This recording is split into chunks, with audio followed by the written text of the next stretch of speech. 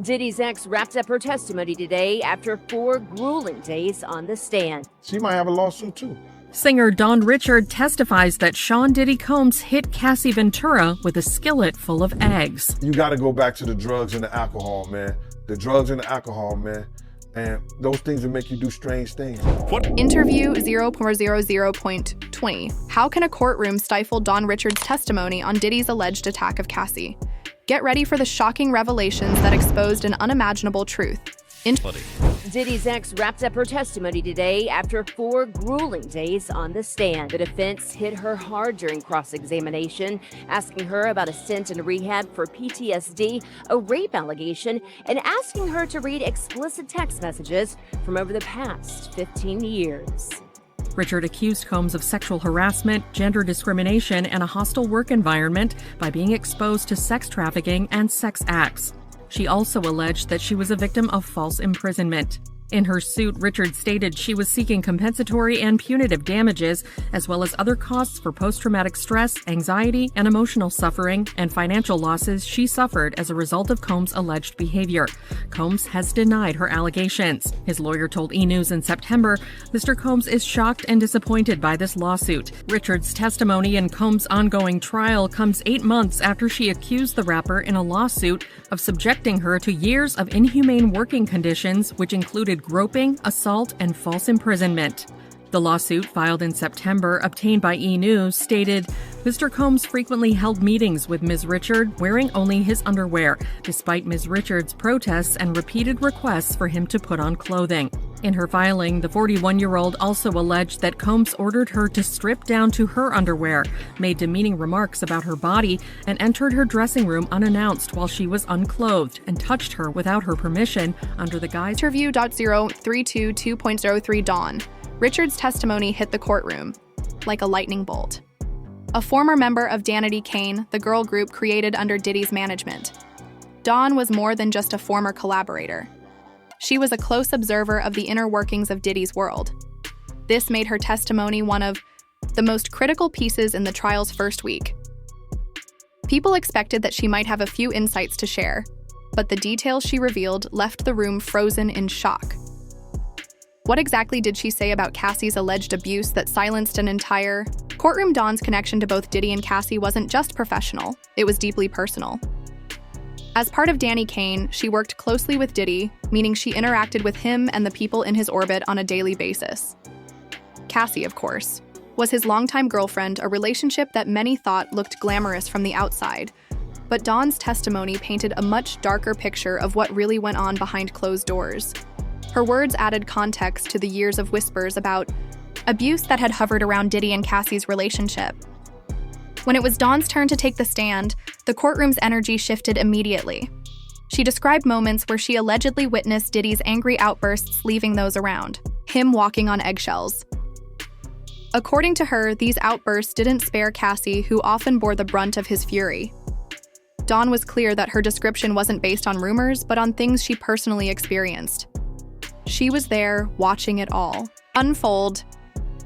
Dawn spoke in detail about one specific incident that left the room in stunned silence. Without revealing any quotes, she described an argument where Diddy reportedly screamed at Cassie to the point where her physical reaction betrayed the emotional toll his words had taken. It wasn't just the yelling, though. It was the menacing tone and the way Diddy allegedly manipulated every situation so that Cassie would feel powerless to defend herself. For Dawn, this moment became etched in her memory, and she described it as one of several instances where Cassie seemed trapped under Diddy's control. The weight of Dawn's testimony didn't just come from the events she described, but from the way it was delivered. Her voice, reportedly, carried traces of anger and sadness, as though she had been waiting for years to finally speak out. Legal analysts in the room reportedly said that first-hand accounts like hers can be a powerful tool in a trial. It's one thing to hear allegations, in a general sense, but it's another thing entirely to have a witness recount specific events they observed. For the jury, this sort of testimony brings the allegations to life in a way that's hard to ignore. And Diddy's reaction, that was another story entirely. As Dawn spoke, reporters in the courtroom described his body language as defensive, almost as though he wasn't prepared for her to be so direct. He shifted in his seat, His expression darkened, and he reportedly leaned over to his legal team during her testimony. While he didn't interrupt, it was clear he wasn't happy with the picture Dawn was painting. And for good reason. Her words weren't just undermining his carefully curated public image. They were adding weight to Cassie's claims, in a way that couldn't be ignored. But the moment that really landed with the jury and the public watching from the outside was when Dawn reportedly said she believed Cassie spent most of her time just trying to survive. Those 5 words hit, like a hammer summing up years of alleged emotional and physical abuse in a way that left many in the courtroom visibly shaken. It wasn't just about the arguments or the alleged control Diddy exercised. It was about how Cassie had apparently lived in a constant state of fear and isolation with no clear way out. Dawn's testimony wasn't just another piece of evidence.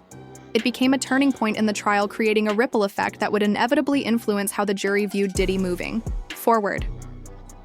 Her account tied into the larger narrative being built around the alleged abuse, adding another layer to the case that the defense will undoubtedly struggle to counter. As the first week of the trial came to a close, Dawn's words hung in the air. They weren't just about her memories. They were about shining a light on a situation that had been hidden for far too long. And with more witnesses expected to testify in the coming days, including others close to Cassie. If she witnessed, and she's saying that she witnessed a gangbang, which actually we know it as called a train. And she worked on the album, The Train to Paris. And like I heard one of the YouTube, it could be Tistel, say that we didn't know what the train to Paris meant. But now we know that the train to Paris was a train in Scotland. It wasn't a train in Paris, it was a train in Scotland. Every time I have a witness doing something is when 2 guys and 2 girls will go in the room. And that was just regular. And however they did it, whatever they did, that was their business. But he'd gotten bold enough, whereas that he would do that in front of Dawn and other people at a poolside in Scotland. You sure it was Scotland, man? Kennedy Kane alum Don Richard, who began working with Sean Diddy Combs while competing on his show Making the Band in 2004, took the stand after Cassie wrapped her testimony May 16th. Richard joined Combs' group Diddy Dirty Money after Danity Kane disbanded. While on the stand, she told jurors that she saw Combs hit Ventura with a skillet full of eggs at his Los Angeles home in 2009. Richard testified per NBC News. He came downstairs asking where his phone was, and he threw her to the ground. He attempted to kick her. She fell to the ground and went into the fetal position, literally trying to hide her head. In addition to striking Ventura with the skillet, Richard said Combs put his arm around the singer's neck and took her upstairs before she heard glass breaking. Richard added, "I was scared for her. I was scared to do any." The Cassie and Diddy the courtroom is bracing for more revelations. What's next for this trial, only time will tell. But for now, Dawn's bombshell testimony has set the stage for what could be a defining case in the world of celebrity justice. Interview 6. 27 Dr. 75959. The courtroom drama hit another level when a shocking piece of evidence was introduced, an audio recording featuring Cassie. On the tape, she's reportedly heard threatening a Diddy associate who allegedly had video footage of a heated confrontation. The courtroom atmosphere shifted immediately. What could be so explosive that even the jurors were left visibly stunned, that recording marked a turning point in the trial. It didn't just offer a new glimpse into the toxic web of Diddy and Cassie's relationship. It exposed the emotional chaos both seemed to be caught in. The recording played out for the courtroom, and the words carried raw emotion that no one could ignore. In it, Cassie's tone was desperate, furious, and unrelenting. Legal insiders described her words as a reflection of someone worn down by years of conflict and pain. Her threats seemed more like the breaking point of someone who felt trapped rather than premeditation. It was that emotional rawness that gripped the room. Here's what we know about the tape. Cassie's voice is heard addressing a man believed to be a close Diddy associate. This man allegedly had recorded proof of a violent altercation between Cassie and Diddy. Cassie's voice quivers between rage and determination as she demands answers and makes threats to protect herself. The recording shows just how far their issues extended, not only affecting their personal dynamic, but pulling in others who worked for Diddy. And that level of emotional instability, especially the fear of being exposed, was hard for jurors and onlookers alike to ignore. But why would Cassie be on such a precarious edge, threatening someone connected to Diddy? Experts following the trial suggested that moments like these aren't uncommon in abusive relationships. Years of manipulation, isolation, and emotional instability take a toll. People in these situations often reach their limit, manifesting behavior that might seem irrational to outsiders, but in reality, is born out of relentless mental and emotional strain. One legal analyst even weighed in saying the tape added layers of complexity to the ongoing narrative. It didn't just back up claims of an unhealthy abusive relationship. It also suggested that Cassie was living in constant fight-or-flight mode where her emotional responses became more extreme over time. The tape wasn't a simple moment of Cassie standing up for herself. It also showed the toll of reportedly being controlled, hurt, and boxed into a volatile relationship for years. You could almost hear that desperation in her voice. This wasn't about revenge. It seemed like survival. For the jury, the audio presented a complicated picture. It amplified the severity of the allegations against Diddy while also forcing them to unpack Cassie's emotional state. Was the recording definitive proof of her struggles? Maybe not on its own, but when paired with Don Richards' testimony and other mounting accounts, it painted an even clearer portrait of a toxic cycle few could fathom. As impactful as the tape was, it left other questions for the courtroom to consider. Diddy's legal team is expected to argue that Cassie's emotional outburst discredits her claims, painting a picture of instability. To shout out around her testimony, this strategy isn't surprising. Defense teams often resort to tactics like this when representing high-profile clients. And let's be clear, this won't just stretch into Cassie's words or actions from the recording. Rumors say more of her past, from her mental health to prior personal interactions, will soon be scrutinized by the defense. But here's the thing. The tape isn't just about one moment of anger. It's about the dynamics behind it. For years, Diddy has been portrayed as an untouchable figure in the music industry, while Cassie has been cast as the girlfriend. Her role often reduced to silence or submission in the public eye. That tape cracks that facade wide open. The courtroom wasn't just hearing thing. Those are things that she's gonna have to bring up into the lawsuit, that Diddy stopped the way that she was working and how she could work by the fact that he would change, like you just said. What she would do, bro, he would turn off her mic and don't let her sing songs or don't let her do certain things, a part of the band, when he do her sexual advancements. I don't know what to say about that, brother. All I can say is that, you know, all of it sounds like using his power. He's using his power to get at people that works for him. And when you do that, when they bring you to court, 9 times out of 10, you're gonna lose if they can prove it. One text message, Cassie writes, "I'm lost without you." We know now that she called herself Cece for Cassie Combs. We know now that she wanted to have a child with him. Jurors also heard an audio recording where Cassie could be heard threatening to kill a Diddy associate who had video of one of her freak-offs with Diddy. The jurors were shocked. I saw the eyebrows raised. Cassie was asked about receiving a FaceTime from her now husband while she was having sex with Diddy. I think they're trying to use what they can, again, to discredit her. Cassie's anger. They were hearing her struggle to reclaim power in a relationship where it seemed like she often had none. What comes next could upend everything. Will the defense lean harder into discrediting Cassie, or will more testimony tapes or evidence further dig into the realities of their relationship? One thing's certain, the jury is now dealing with not just a trial, but a deeply tangled story of power, control, and emotional fallout. And the next move could change everything. Interview 12/13 to 13/21/21. The defense team's strategy to shift the focus onto Cassie's past may have seemed calculated at first, but it ultimately brought new dimensions to the case, ones they likely didn't anticipate. By highlighting Cassie's time in rehab, her struggle with PTSD, and a rape allegation from earlier in her life, they intended to dismantle her credibility. They wanted to frame her as emotionally unstable and unreliable, hoping that these personal battles would weaken her testimony in the eyes of the jury. But their plan came with unintended consequences. Instead of undermining Cassie, it painted a picture of a woman dealing with deep trauma and systemic manipulation. Legal analysts following the trial pointed out that this tactic inadvertently amplified the idea of vulnerability by bringing up her struggles.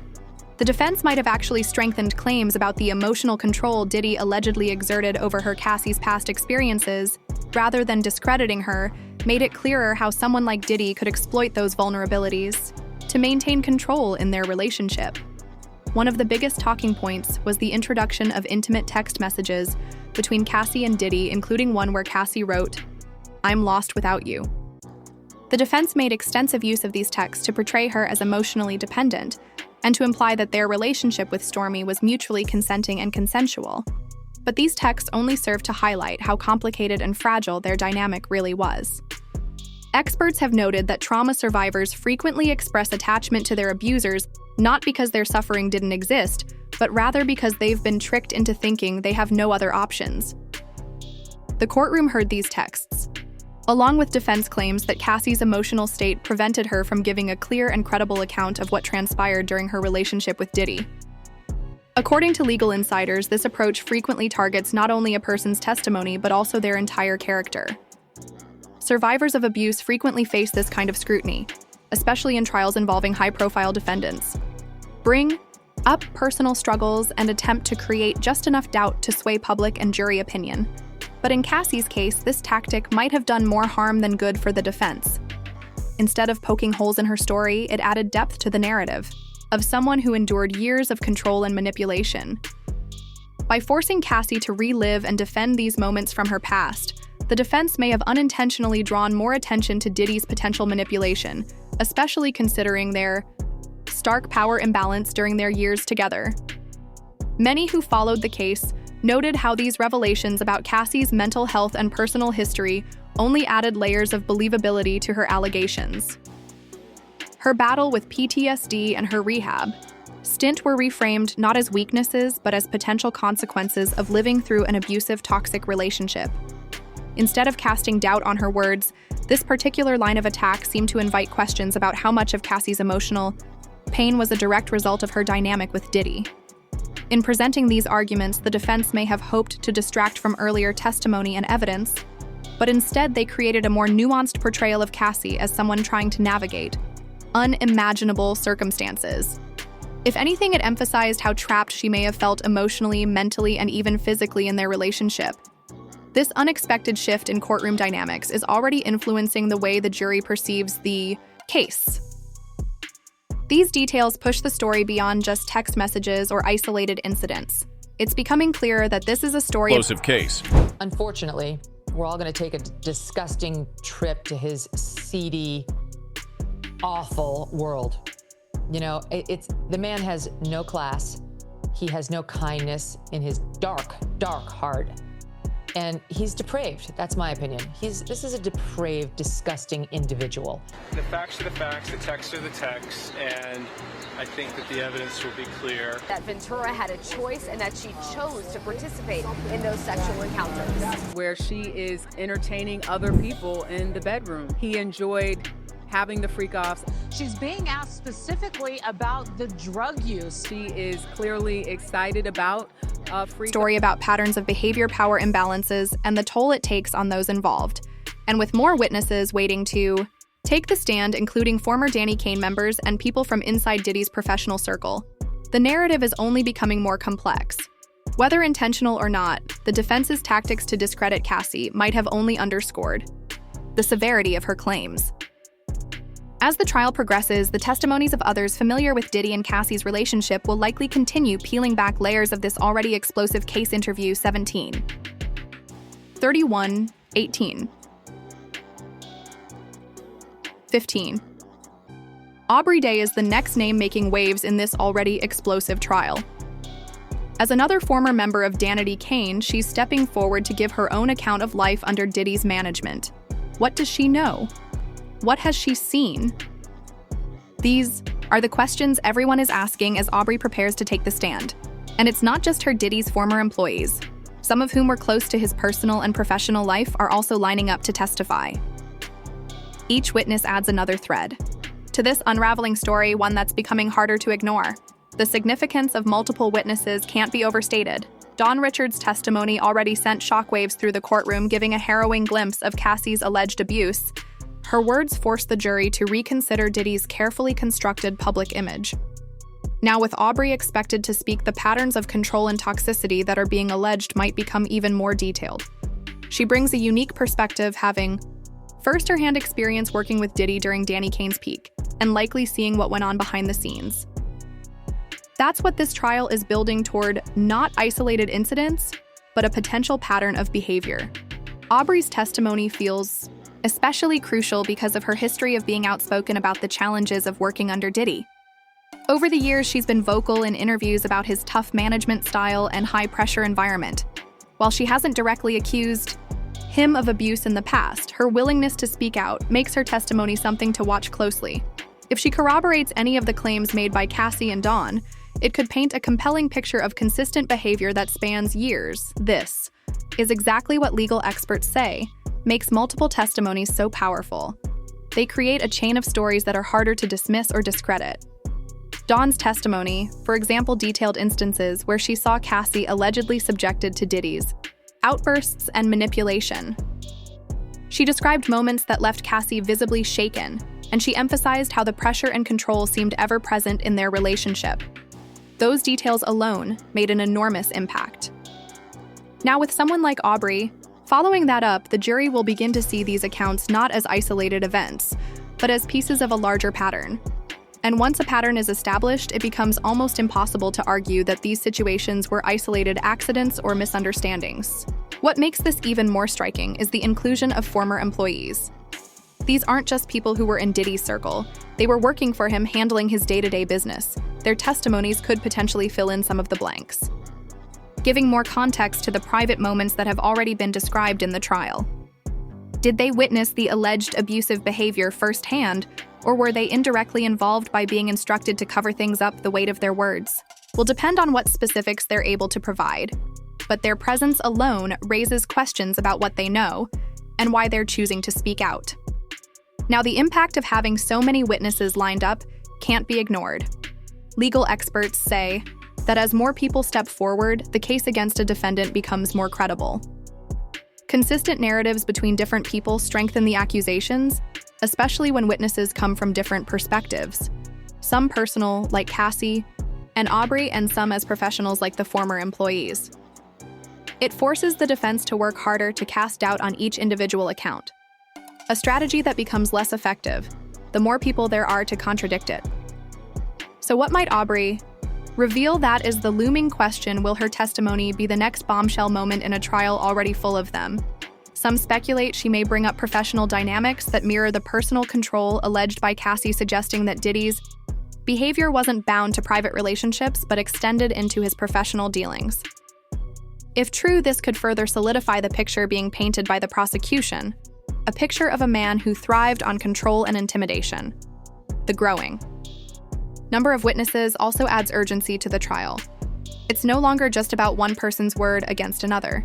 It's about creating an overwhelming narrative backed by multiple accounts.